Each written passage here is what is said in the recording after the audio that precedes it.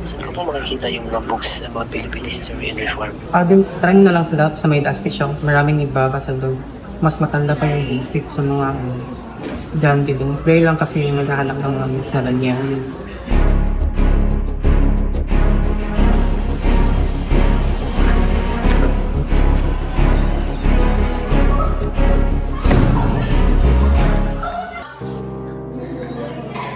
Good morning, class.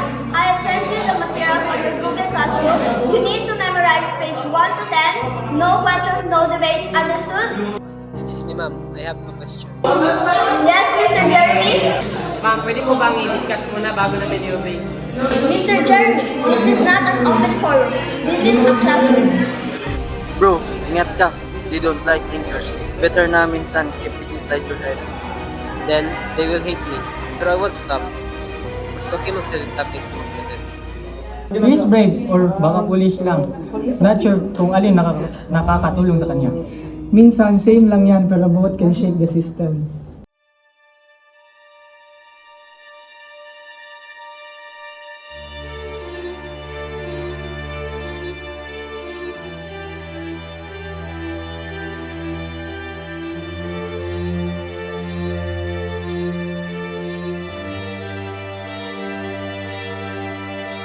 Mr. Amarillo, your essence are disruptive. You question authority. Hindi ganyan ang style dito. My question injustice. Kahit pa may title, Douglas should not shield from complaints. Amarillo, gusto nila makonfirm ka.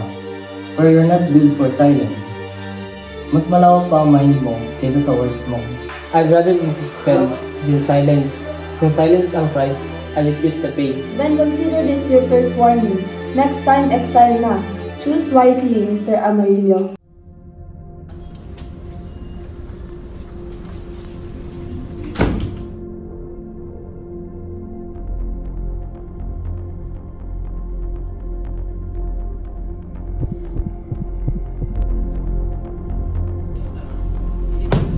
Mga kaibigan, ang ating otoridad ay marumi at maraming tinatagong kasamaan. Kailangan nating magkaisa upang ilabas ang katotohanan dahil tinatago ng ating mga guro ang katotohanan. Paano masabi yun? Bakit namin paniniwalaan? Oo nga. Why should we believe you? May ebidensya ka ba? Information without evidence is nothing?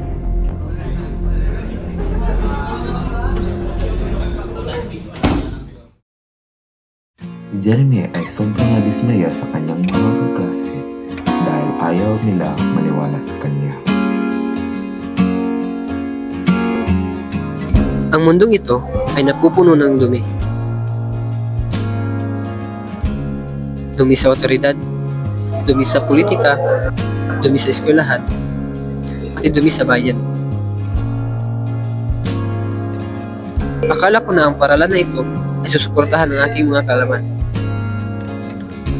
Kung papaano dudumihan ang ating bayan. But this school is just the same as others. As I leave this school, I will make sure that school morals will not be the same.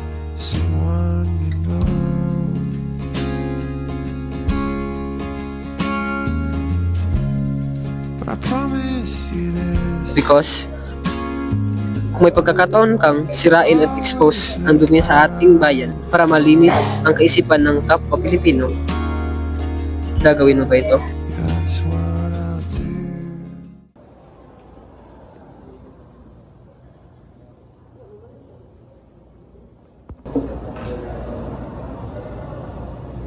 Kung ang aking pag-alis ang bubukas ng mata ng iba. Kaya alis kami kapayapaan. Maybe living is just another way to fighting.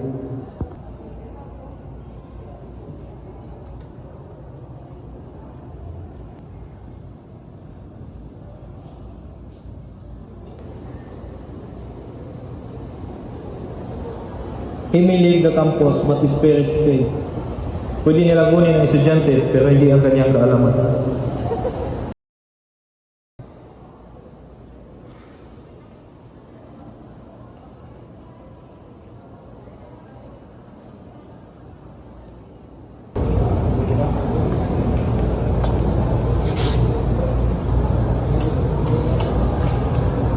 Even in exile, he teaches. Even in silence, he speaks mas malakas ang absence mo kaysa sa rules nila.